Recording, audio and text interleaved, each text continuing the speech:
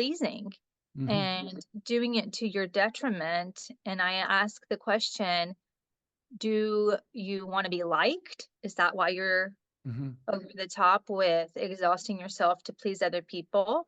There is a good-hearted, good-natured component of wanting Hmm. to do things for other people, wanting to show up and be the light Hmm. and be in the world. And I think there is a fine line, as you alluded to, making sure you don't self-sacrifice or take it too far. Otherwise, you're not strong and grounded in your centeredness. Yeah. Yeah. And it was really interesting the way it popped in because like that idea of wanting to be liked. Um, and it's funny because I've heard that a lot and it never quite resonated with me. And I realized that it's actually a step further. The way they were showing it to me is it's wanting to be loved, because it's interesting. Like I thought about that in my own reflection. Like, I don't give a shit if people like me. Like that's not important to me really. But I'm like, oh, but you take it another step further and it's about being loved.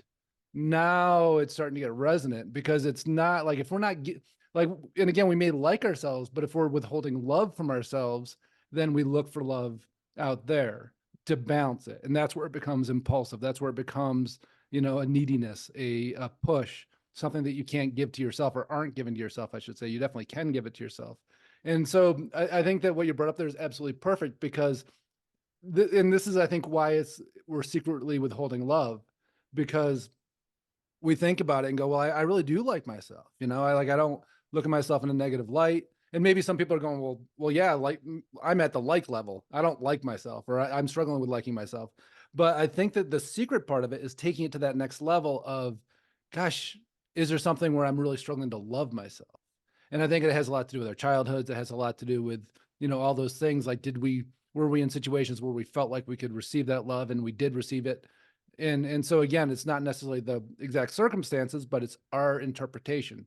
Did we receive the love or didn't we receive it? Not was it offered or wasn't it offered, like whatever trauma was mixed in there. But when we haven't been open to receiving it, then it makes that a whole nother game, because it's not about being liked anymore. We may like ourselves, but if we don't love ourselves, that's when it gets really sneaky, in how it shows up and the impulsivity. Does that